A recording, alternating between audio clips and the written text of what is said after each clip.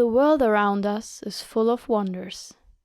Some of them are easier to see. For others, we must have a closer look. Let's continue the journey into the world of bryophytes. Let's discover these miracles, special ecosystems, and explore new facts and functions of them. Bogs have given a bad name throughout history. But are they really as terrible and barren as they are sometimes described? Today, we will get to the bottom of this question. Join us in the mysterious world of the bogs. Oh, it's frightful to cross the bog. When the heath mist rises, the vapors whirl like phantoms, and tendrils snatch from the bushes. At every step, water squirts, when hissing and singing rises from the chasm. Oh, it's frightful to cross the bog, when the reed bed crackles in the breeze.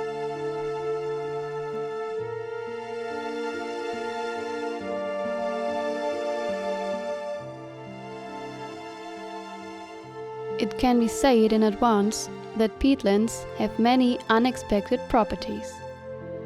Also, for us humans and for animals, peatlands are very beneficial.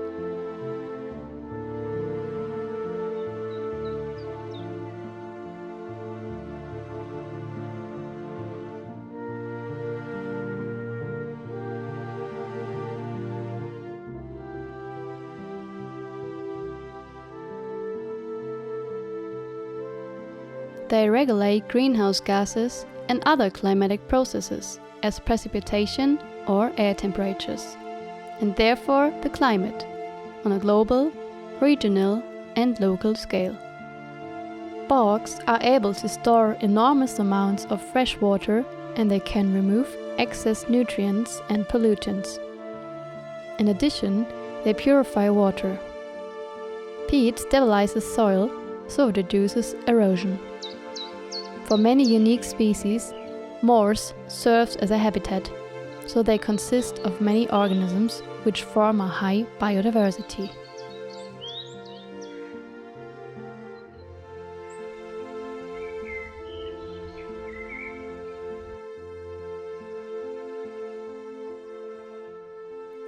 Another important purpose of bogs is soil formation, or accumulation of organic matter. Therefore, the plants of a peatland can be a food source for animals, or some of them could be used for medicinal purposes for humans.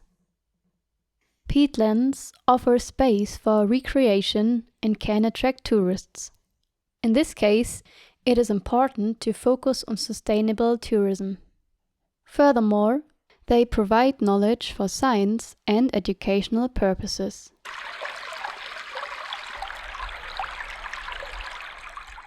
However, incorrect use can lead to the destruction of these special ecosystems. These includes, for example, the extraction of peat for fiber fuel and peat for horticulture, agriculture, heating houses, raw material for industry, and energy generation. The peatland is drained for peat extraction and therefore loses its ability to store CO2.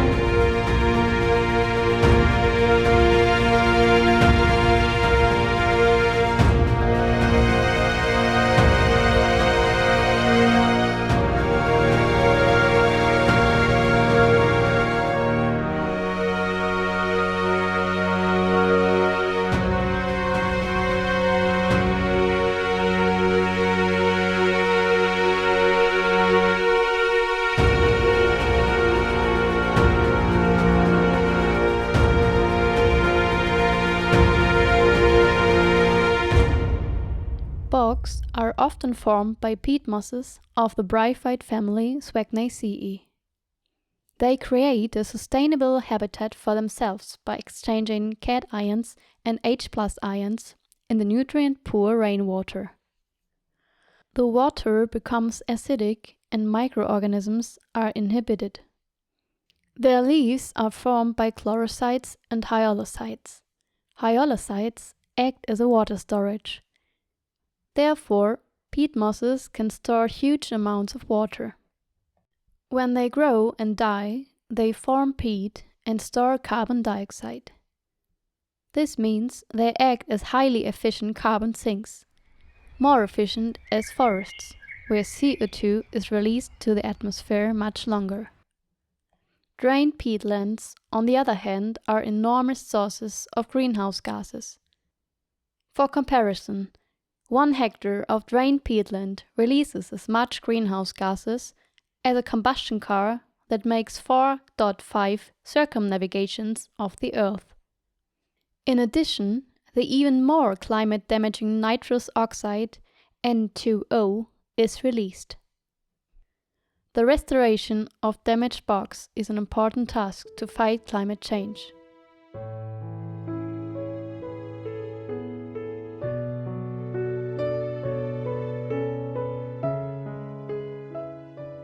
Alpine or subalpine peatlands, in particular, have been little studied, but they play an important role as habitats and carbon sinks. So it is very important to preserve and study these habitats. They consist of different bryophyte communities and differ from bogs in lower altitudes.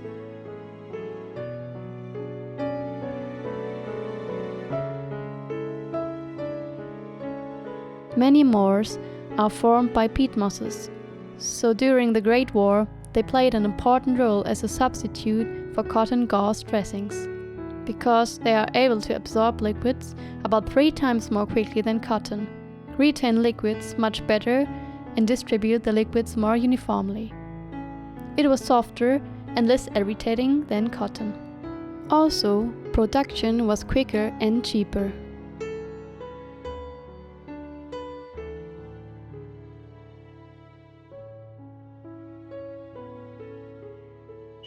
Another important genus that often grows in forests and bogs is Polytrichum.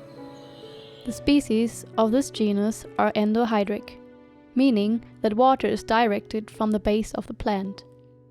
While mosses are normally non-vascular plants, these species of the genus Polytrichum show a clear differentiation of the water-conducting tissue. One of these water-conducting tissues is the hydrome, which forms the central cylinder of the stem tissue. It is made of cells with a relatively large diameter, the hydroids, which works as water conductor. This tissue is comparable to the xylem of higher plants. The other tissue is a leptome, which surrounds the hydrome, contains smaller cells, and is comparable to the phloem. Another characteristic feature of the genus are the parallel photosynthetic lamellae on the upper surface of the leaves. The majority of mosses has leaves which consist of a single cell plate, whereas the leaves of Polytrichum have a more differentiated photosynthetic tissue as an adaptation to dry conditions. As an adaptation to minimize water loss, moist air is trapped between the rows of lamellae, while the larger terminal cells trap moisture and protect the photosynthetic cells.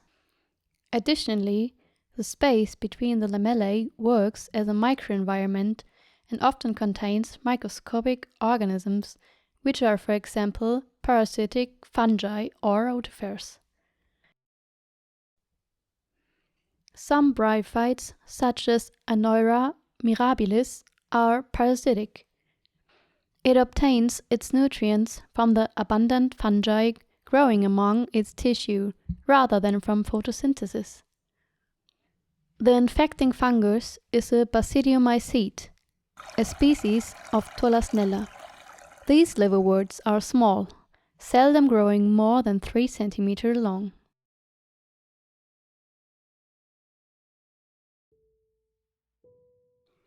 On the other hand, there are bryophytes that form a mutual symbiosis with other organisms such as cyanobacteria. All amino acids contain nitrogen and form the building blocks from which proteins are made. Gaseous nitrogen is very abundant and makes up about 80% of the Earth's atmosphere. Unfortunately, atmospheric nitrogen is not directly usable by living organisms. It must be chemically converted or fixed before it can be used, and only a few organisms are able to fix atmospheric nitrogen. One example are cyanobacteria, which are free-living or in symbiosis with other organisms. Cyanobacteria form a variety of associations with bryophytes. Nostoc is a widespread genus that is a common symbiont, and the association between nostoc and hornwort is an excellent example of a close symbiosis. In the thallus of some hornworts, such as the species Anthoceros, there are nostoc cavities containing nostoc cells. Liverworts, such as Blasea pusilla, also have similar cyanobacterial cavities. The researchers found no evidence of photosynthesis by the cyanobacterial cells in the cavities of Anthoceros, so the necessary carbohydrates must be supplied by the photosynthesizing moss plant partners. There is a good evidence that the moss plant partner regulates the behavior of nostoc. Another bryophyte species possibly forms a symbiosis with fungi. This moss is called Buxbaumia viridis. To examine the gametophyte of this moss, we need to take a look through the microscope.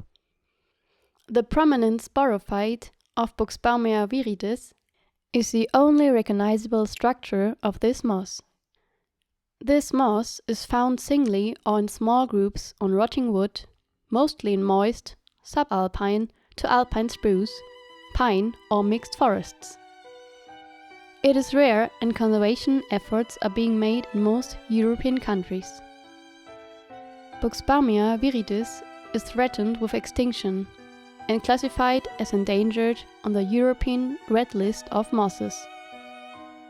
It is protected by law in Europe, and most European countries are required to monitor it. The low establishment rate, low competitive ability, scattered populations, and sensitivity to environmental changes are some of the reasons why Buxbaumia viridis is threatened with extinction. Additionally, anthropogenic activities such as forest management often reduce the amount of decaying material in forests and also threaten this moss. But especially clear-cutting of the forest is one of the greatest threats to this moss.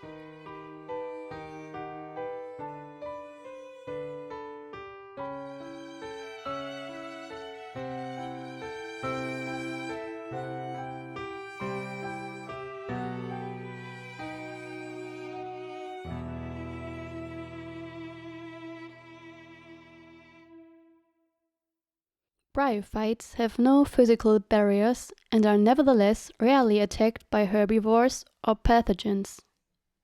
Instead, they are able to produce a wide range of secondary metabolites with different functions. For example, phytotoxic, antibacterial, and antifungal properties. Because of these, mosses have been used for centuries in many cultures on different continents to treat health problems. Currently, scientists are discovering new, unique compounds in mosses with the potential for practical use that could be of great importance in the age of drug resistance. Native Americans used a mixture of moss ash and honey as a wound disinfectant. Nevertheless, the use should be taken with a degree of caution, because after extensive research, Some of the species, once considered therapeutic, are ineffective or toxic. However, some species show anti-cancer or other helpful effects. Therefore, they have increasingly become the focus of scientific interests. Many of the metabolites found in mosses are also associated with numerous aromas. The species Marchantia polymorpha was used as a medicine for inflammation, liver problems, bites and cuts, and as a diuretic, while Frulania tamariski was utilized as an antiseptic remedy. Today, we know that this bryophyte can cause allergic reaction on some people. In a few cases, this can be harmful for forest workers.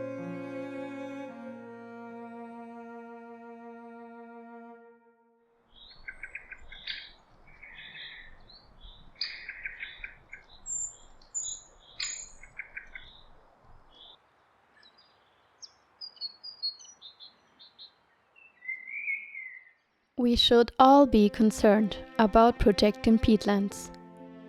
A start could be to avoid the use of potting soil with peat. This applies to private consumers, but also to gardening businesses. Solutions or substitutes can be compost from bark or green waste mixed with wood fiber.